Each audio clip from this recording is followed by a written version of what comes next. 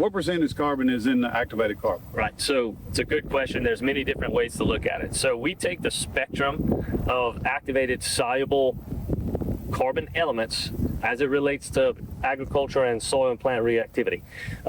So we're labeled as a 24% activated carbon.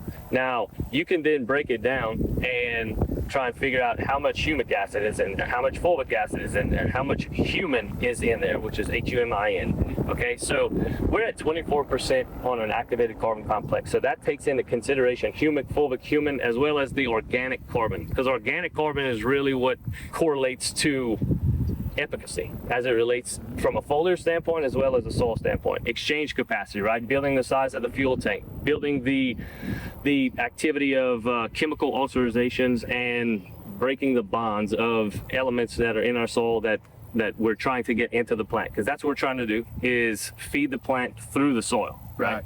If you're looking at humic acid alone, we have roughly 16% of the actual humic acid in our material, but we don't take all of that into consideration in building the analysis of the activated carbon, because the activated carbon is more than just a singular component, and that's where we're at.